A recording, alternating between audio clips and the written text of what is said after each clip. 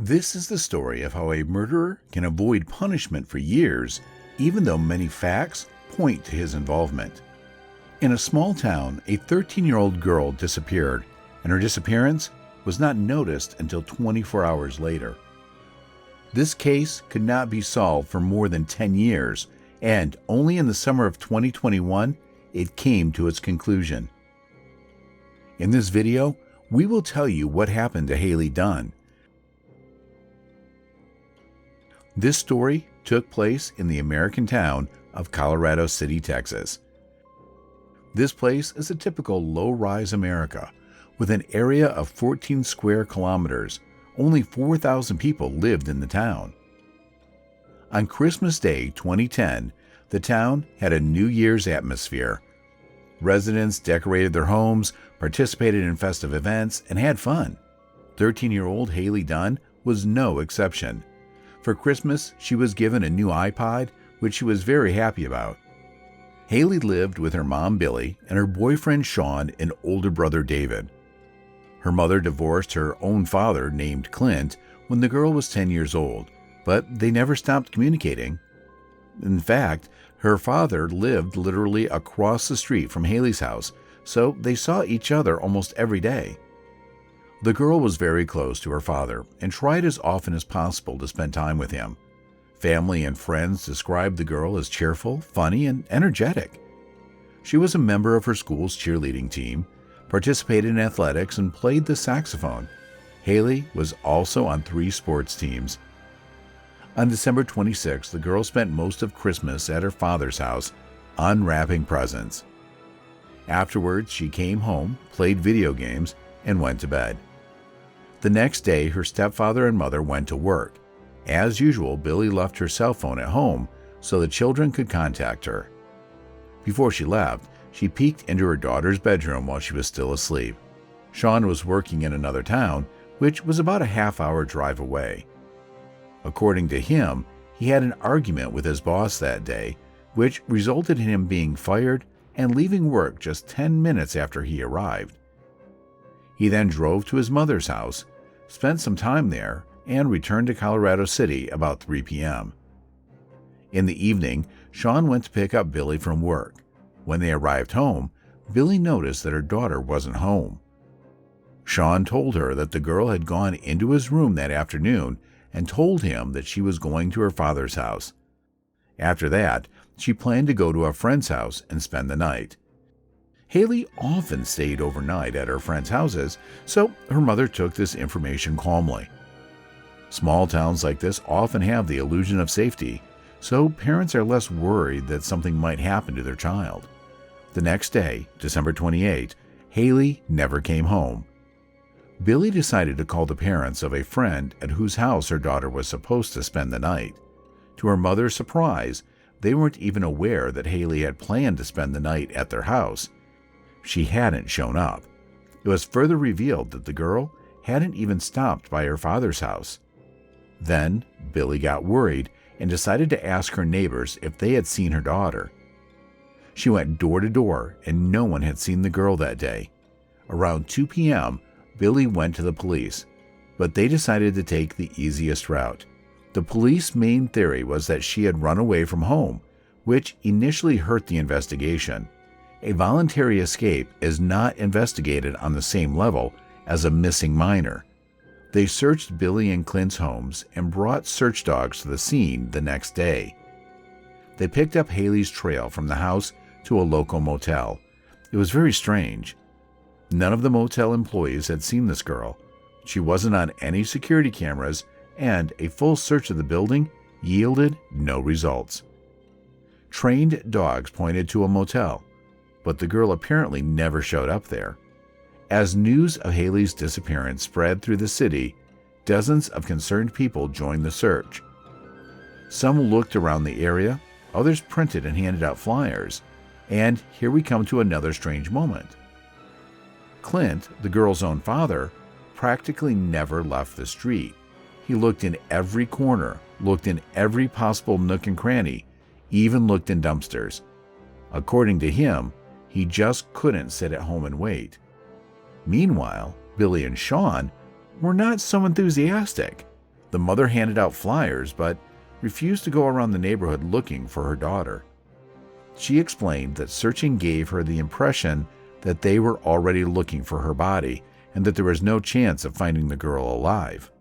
As for Sean, he took absolutely no part, but that's not the strangest thing either. On December 31, 4 days after the girl went missing, Billy and Sean threw a New Year's Eve party. They had friends over, listening to music, drinking, and partying. Such behavior on the part of a mother whose daughter had disappeared without a trace seemed simply absurd. On January 3, a week after Hailey's disappearance, the police finally officially declared her missing. This meant that more serious agencies, such as the FBI and the Texas Rangers, could become involved, and so it happened. Representatives of these agencies arrived in Colorado City and began their investigation. Volunteers continued to comb the area, and more than 100 billboards were posted throughout Texas and beyond about the missing girl. Detectives completely ruled out the possibility of an escape. For one thing, they could find no reason why Hailey would choose to take such a step. The day before her disappearance, she had been in a fine mood, and for the rest of the time, the girl showed no signs that might indicate a tendency to run away. Secondly, absolutely all her belongings were left in the room. If the girl had decided to run away, she must have taken something with her. The detectives quickly realized that they should take a closer look at Billy and Sean. Their passive attitude toward the girl's search and the New Year's Eve party made one seriously wonder if they cared about Hailey.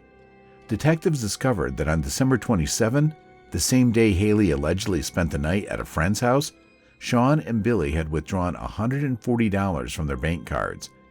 They admitted that the money was used to purchase illegal substances, which the couple had taken that evening, taking advantage of the absence of their children from home. On January 6, it was reported that police had questioned Billy and Sean using a polygraph. The results were very interesting. Billy failed on 2 attempts. During the first interrogation, she was under the influence of substances, and the second result showed her lying. Sean also failed 2 interrogations, and from the third, he simply walked away before he even finished answering the questions. After that, Billy suspected that Sean might be involved in her daughter's disappearance and demanded that he move out of her home. On January 12, police officially announced that Sean was being treated as a suspect. Several facts helped them come to this conclusion. First, it became known that the couple's relationship had been strained at times. During some of their arguments, Sean had threatened Billy and her daughter with violence. Secondly, among his belongings were found many sheets on which was printed information about serial killers. It later turned out that he and Billy had taken an interest in similar topics together. Next, the police examined the geolocation data from Sean's phone and found that his account of the day Hailey disappeared did not match reality. He did arrive at work where he stayed for 10 minutes, except that afterwards, Sean didn't go to his mother's house as he had said before, but headed back to Colorado City to Billy's house. It wasn't until some time later that he drove to his mother's house. Here, it is worth bearing in mind that the police tracked the phone's location via cell towers, which have a range of several miles, so detectives could only roughly estimate where Sean might have been. On top of that, it turned out that he wasn't fired. He left on his own initiative. The man arrived at work, told his bosses he was leaving, and headed back to Colorado City. After interviewing Hailey's friends and other acquaintances, detectives found even creepier details. The girl repeatedly spoke of being afraid of Sean. Hailey admitted to her best friend that she preferred to spend time outside or at friends' houses because she didn't feel safe around Sean. She once told her grandmother that she often saw Sean standing in front of her bedroom door in the middle of the night. Each time she was afraid he would come into the room. Soon, the police became aware of a conversation with Hailey's uncle. Discussing the girl's disappearance, her uncle said roughly the following: "I can't believe anyone would hurt a child." Sean's response was extremely strange. He said, It's like killing a deer. With all this information in hand, the detectives concluded that Hailey had not lived in the most prosperous family. Her mother and stepfather often drank and used illegal substances and threw parties. Sean's behavior seemed highly suspicious, but there was no direct evidence against him. Eventually, the police contacted child welfare, who made the decision to remove Hailey's older brother. On February 24, police searched the house in which Sean lived with Billy, as well as his mother's house. A huge discovery awaited them. They found more than 100,000 obscene images of minors on a removable drive and hard drive. The police also seized his laptop, but apparently didn't have time to examine its contents. Sean's father came to the station and demanded his son's equipment back. It is not known for what reason, but the police did, but that is not the most interesting part. Sean received no punishment for so much illegal material on his computer. On March 17, police officers went to Billy's house to ask Sean some questions.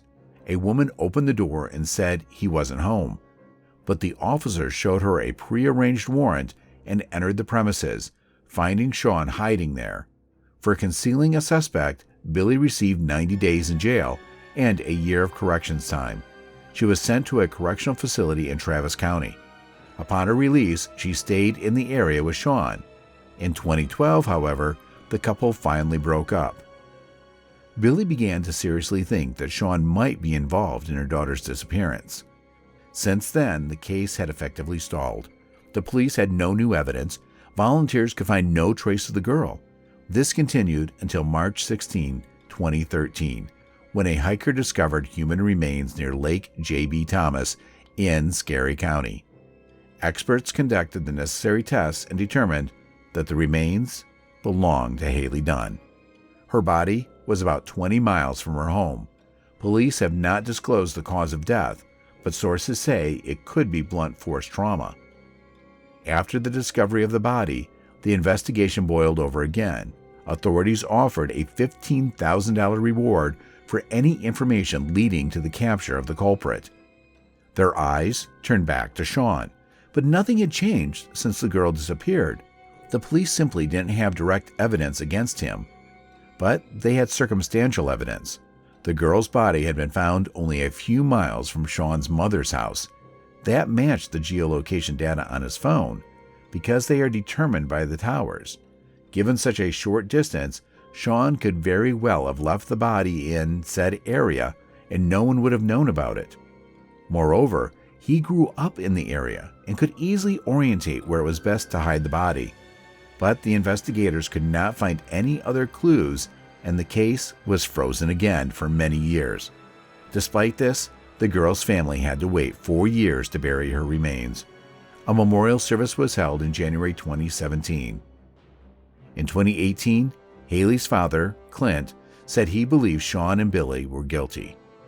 In his version, his mother either helped cover up the truth or was directly involved in the murder. In the same year, he began giving numerous interviews and tried to actively publicize the case. The man said that in the early years of the investigation, he tried not to pester the police with constant questions, but his patience had run out. The detectives did little to investigate, and his last hope was to spread the word widely in an effort to bring the perpetrators to justice. And it did pay off. In 2019, an unknown person wrote to Clint and told him that in 2011 he had found several items that might have belonged to Hailey. At the time, this person was in high school and hadn't heard about the missing girl, so it didn't even occur to him to report his find to the police. True, information about the items has not yet been disclosed. The police have not disclosed what the items are. Clint only mentioned that they were found in an area that had been repeatedly combed by volunteers and police. Sometime later, new information emerged. Private investigator Erica Moore, who was handling the Hailey case and kept in touch with Clint, presented some very creepy information related to Sean. In October 2019, she began receiving messages from various women in Texas. They all said they were being harassed online in an aggressive manner by a man registered under the name Casey. Not only was he harassing them with lewd messages, but he was also sending them explicit photos and videos of himself. Given that Sean had the same middle name, Erica asked the women to send her photos and videos of the man sending the girls. Her theory was confirmed. It really was Sean. She persuaded one woman to go to the police station and file a report on Sean, but they refused to press charges and even accused the woman of falsifying the facts. Erica's plan was simple. She was convinced that Sean was involved in Hailey's death.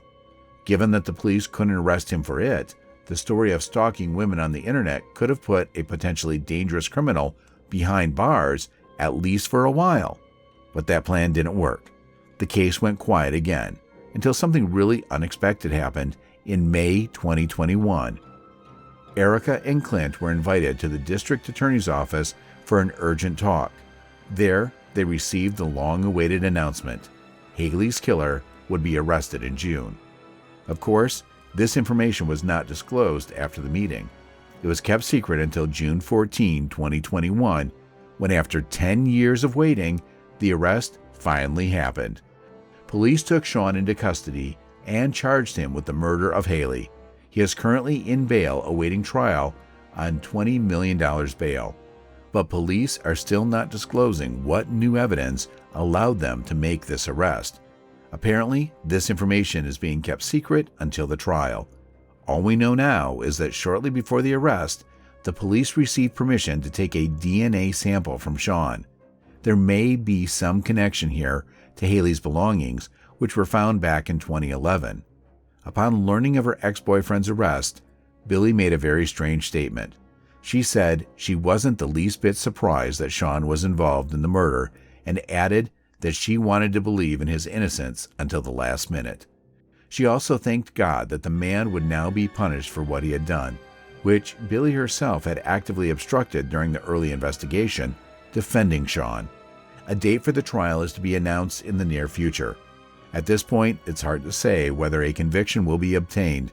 It will depend solely on the significance of the evidence the police are now withholding. In any case, Sean spent more than 10 years at large, even though everything pointed to his involvement in the murder. Hailey's complaints to friends and relatives, forbidden materials with children, and constant lies during interrogations. The man looked suspicious on all sides. As for Billy, she initially showed no desire to get justice for her daughter. Clint, unlike her, put forth his best efforts and got his way. Erica Moore, in one interview, hinted that the case would not have been solved without his active participation. She didn't give any details, but here again we can remember the story of Hailey's found objects. The person who discovered them only found out about the whole story thanks to Clint's social media posts. More details of this case, and most importantly, a court decision, are sure to come our way in the near future.